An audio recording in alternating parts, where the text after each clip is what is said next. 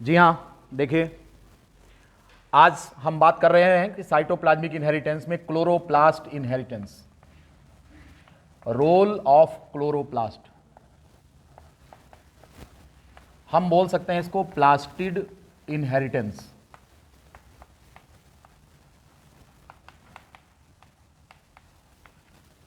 इन 4 o'clock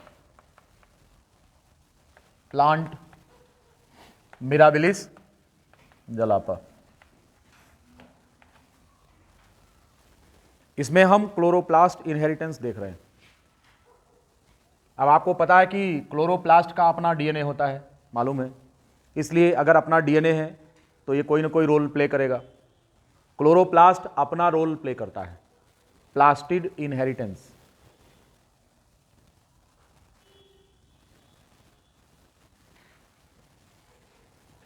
chloroplast की membrane में दरअसल में पिगमेंट पाए जाते हैं और ये जो पिगमेंट्स होते हैं इनमें क्लोरोफिल होता है।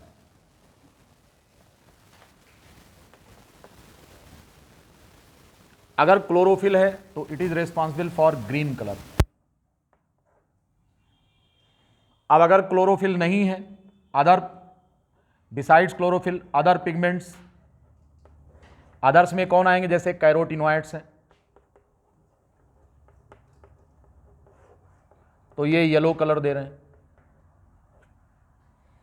और अगर कोई पिगमेंट नहीं है, नो पिगमेंट, तो यहां पर पत्ती जो होगी वो ल्यूकोप्लास्ट की वजह से कलरलेस होगी, क्योंकि प्लास्टिड दो तरह के होते हैं, एक क्रोमोप्लास्ट और दूसरे ल्यूकोप्लास्ट। क्रोमो माने कलर। अब क्रोमो में अगर ग्रीन कलर है तो क्लोरोप्लास्ट हो गया, और अगर रेड है तो एरिथ्रोप्लास्ट हो गया, है कि नहीं, पीला है तो जैंथोप्लास्ट हो गया। इस प्रकार इनके नाम होते हैं। क्लोरोफिल ग्रीन कलर के लिए जिम्मेदार है। और क्लोरोप्लास्ट की बनावट अगर आपको पता हो तो आपको मालूम है कि ये लार्जेस्ट सेल ऑर्गेनेल होता है, इसमें ग्रेना पाए जाते हैं इस प्रकार से, है कि नहीं, ये ग्रेना होते हैं ऐसे। अब अगर हम देखें यहां पर तो इसके मैट्रिक्स में सर्कुलर डबल स्ट्रैंड डीएनए भी होता है। This one is the circular double strand DNA, this one matrix में होता है। बस इसी जीन की इनहेरिटेंस हमको देखनी है। क्लोरोप्लास्ट में उपस्थित जो डीएनए है इसको हम प्लास्ट डीएनए भी कहते हैं, PLAST, plast DNA. The DNA that is present in chloroplast is known as plast DNA. इसके मैट्रिक्स में होता है। इस डीएनए की खास बात यह है कि ये सर्कुलर है, डबल स्ट्रैंड है डीएनए, और इसका ऑर्गेनाइजेशन क्रोमेटिन के फॉर्म में नहीं होता। It's very similar to the nucleic acid present in prokaryotic cell. अब इसकी वजह से क्लोरोफिल पिगमेंट बनता है, दूसरा कैरोटिनॉइड्स होते हैं, और तीसरे कौन होते हैं कि कोई कलर नहीं होता, फिर ये ल्यूकोप्लास्ट होता है, व्हाइट कलर। दरअसल में एक ही प्लांट में अगर हम देखें तो 3 प्रकार की पत्तियां हो सकती हैं। एक पत्ती ऐसी है, लीफ में अगर हम देखें तो यहां पर क्लोरोफिल का जो सिस्टम है, एक में तो पिगमेंट है, जिसमें पिगमेंट है वो कैसी है, ये ग्रीन लीफ है, this one, it is green leaf.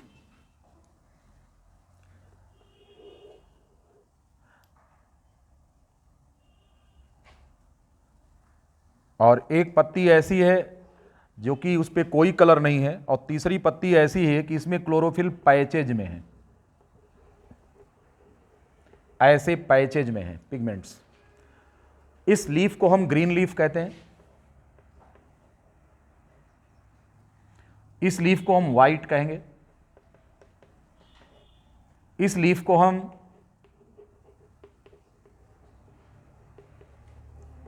Variegated leaf कहते हैं। इसको वेरीगेटेड का मतलब जहां पर क्लोरोफिल का यूनिफॉर्म डेवलपमेंट नहीं होता। क्लोरोफिल यहां पर छोटे छोटे पैच में उपस्थित है ऐसे। जो वेरीगेटेड है ये हेट्रोजाइगस कंडीशन शो कर रहा है। अगर हम क्लोरोफिल को सी से रिप्रेजेंट करें जीन को, तो हम यहां पर कहेंगे कि ये कैपिटल सी है, हम इसको कैपिटल सी स्मॉल सी कहेंगे, और इसे स्मॉल सी कहेंगे। तो 3 प्रकार की लीव्स डेवलपमेंट होता है यहाँ पर। 4 o'clock प्लांट में 3 प्रकार की लीव्स बनती हैं, ग्रीन लीव्स, व्हाइट लीव्स और वेरीगेटेड लीव्स होती हैं। अगर पिगमेंट है तो ग्रीन कलर, क्लोरोफिल के साथ कैरोटिनॉइड हैं तो, केवल कैरोटिनॉइड हैं तो येलो कलर, लेकिन येलो कलर का हिसाब यहाँ नहीं दिखाया गया है। इसमें 3 प्रकार की पत्तियां हैं, ग्रीन वाली, वेरीगेटेड और व्हीट होती हैं, ये दिखाया गया है। अब आपको मालूम है कि जिसमें क्लोरोफिल है वो सर्वाइव करेगा। कौन कौन सी पत्ती यहां पर सर्वाइव करेगी?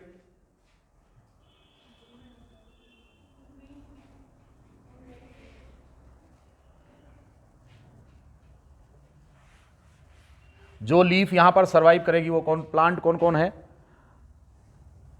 ग्रीन प्लांट,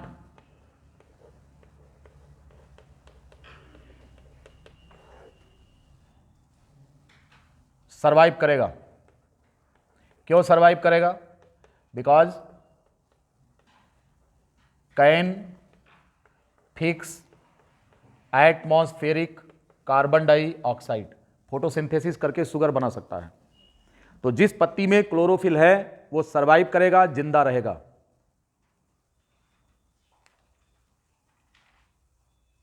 इस पत्ती में अगर हम देखें तो ग्रीन प्लांट्स और ग्रीन लीव्स, अब दूसरा है वेरीगेटेड। वेरीगेटेड में क्या होगा? आल्सो सर्वाइव, क्योंकि पिगमेंट है यहां पर, भले ही कॉन्टिन्यूअस पिगमेंट नहीं, पैच में है, लेकिन फिर भी है। तो अगर पिगमेंट है तो ये सर्वाइव करेगा। लेकिन अगर हम बात करें व्हाइट प्लांट, कलरलेस प्लांट जो है, तो क्या इसका सर्वाइवल होगा? तो कहेंगे दिस विल नॉट सर्वाइव, इसका सर्वाइवल पॉसिबल नहीं है।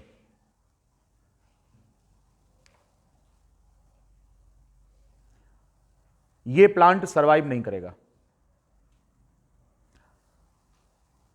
ठीक है,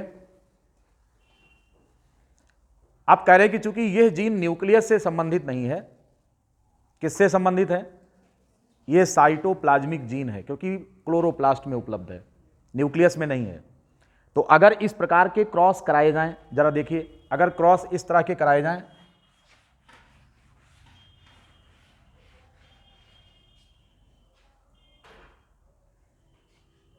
यहां से आपने पोलन लिया है, किसका? पोलन फ्रॉम ग्रीन प्लांट,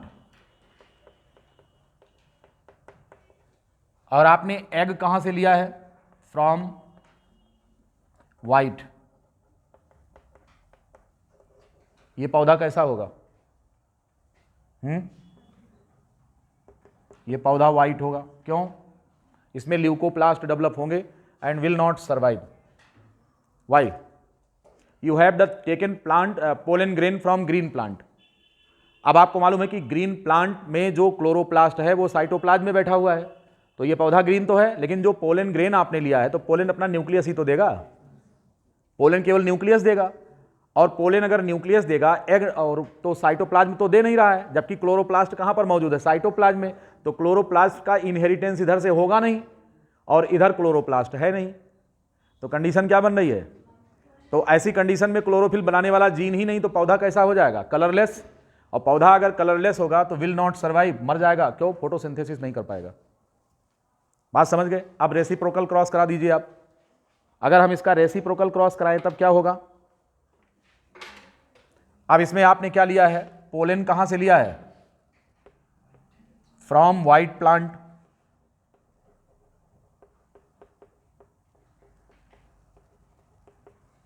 और आपने क्या लिया है? एग कहां से लिया है? ग्रीन प्लांट से लिया है।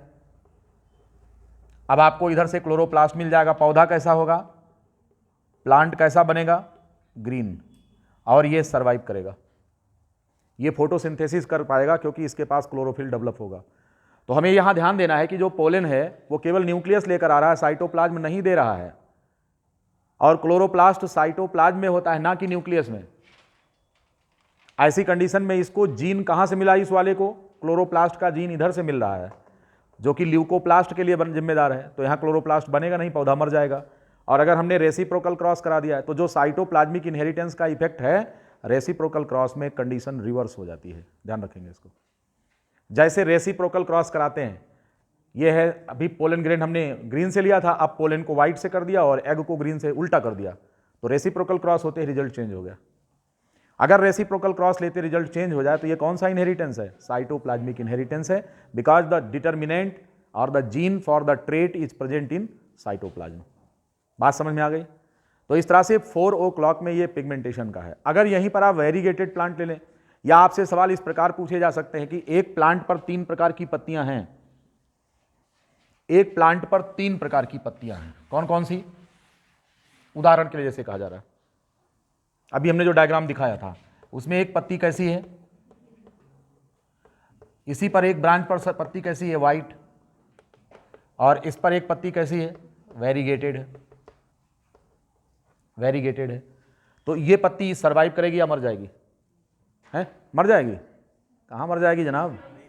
इधर क्लोरोफिल है, यहां पर फोटोसिंथेसिस हुई, तो जो स्टार्च बना वो शुगर बनकर ट्रांसपोर्ट होकर इस पत्ती में भी पहुंच गया। ट्रांसलोकेशन स्टार्च का तो होता नहीं, क्योंकि वो क्या है? पानी में घुलनशील है, वो क्या नाम है? पॉलीसैकेराइड है। तो ट्रांसलोकेशन किस चीज़ का होता है?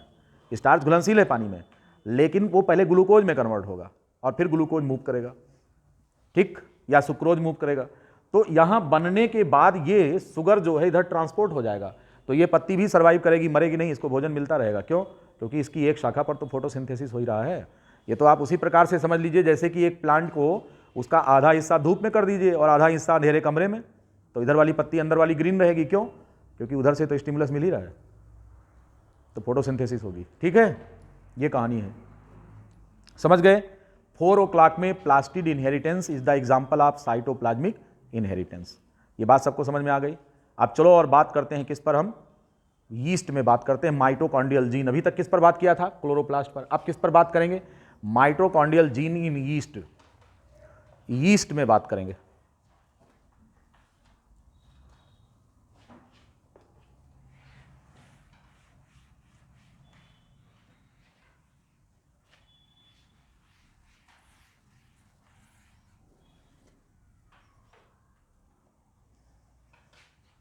माइटोकॉन्ड्रियल जीन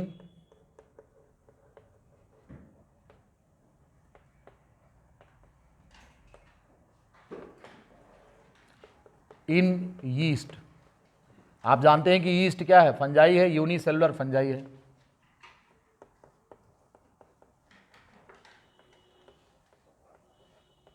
यूकैरियोटिक कैटेगरी में रखा गया है। इसकी सेल में माइटोकॉन्ड्रिया होता है। माइटोकॉन्ड्रियल जीन यहां पर जो है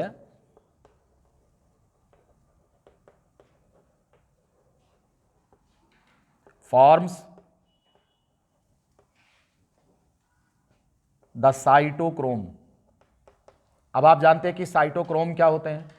साइटोक्रोम मेम्ब्रेन बाउंड पिगमेंट्स होते हैं माइटोकॉन्ड्रिया में, इलेक्ट्रॉन ट्रांसपोर्टर होते हैं ये। ईटीएस में पढ़ेंगे इलेक्ट्रॉन ट्रांसपोर्ट चेन में कौन कौन है? A3 और C, ठीक है, ये साइटोक्रोम्स होते हैं।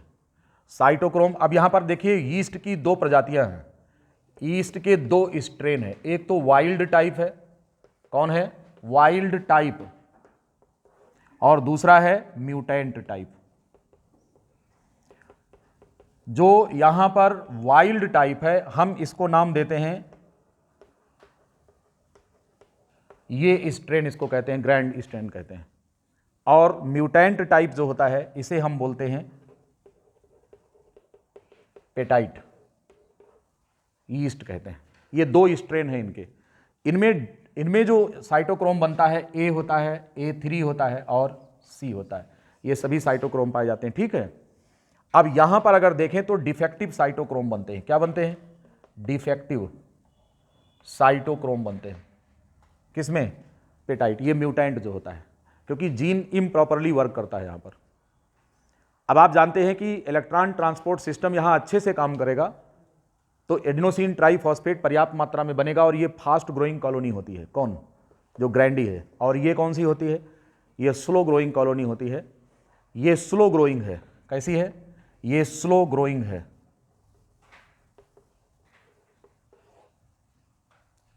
ठीक है।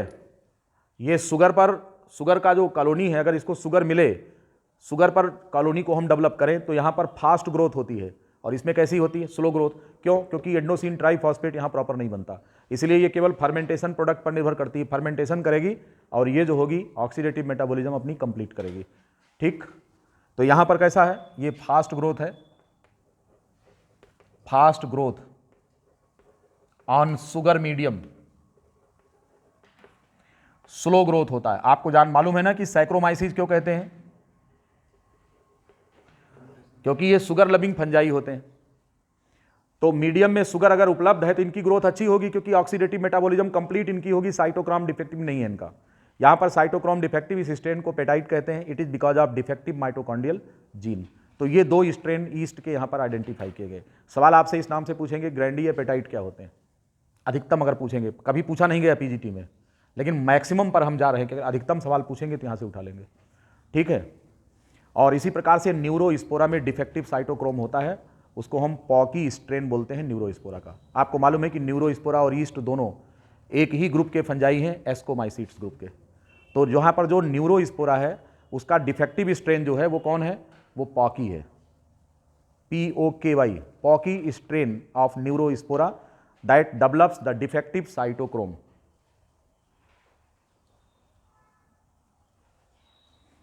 अगला एग्जाम्पल भी नोट कर लेंगे,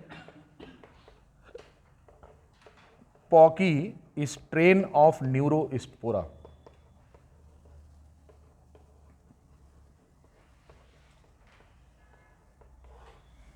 has defective cytochrome,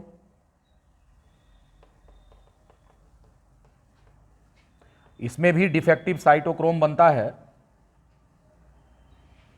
it has the defective cytochrome, slow growth होती है, जबकि इसका जो वाइल्ड फॉर्म होता है न्यूरोस्पोरा का, उसमें ग्रोथ अच्छी होती है। बस केवल आपको पॉकी न्यूरोस्पोरा स्ट्रेन के बारे में पूछेंगे तो ये डिफेक्टिव साइटोक्रोम है, and this defective cytochrome is because of the mitochondrial gene. तो यहां पर माइटोकॉन्ड्रियल जीन का रोल होता है इस पर। इस प्रकार से इस चैप्टर से संभावित जितने भी क्वेश्चंस थे हमने डिस्कस कर लिया, आपके ये पढ़ा दिया है सेगमेंट्स।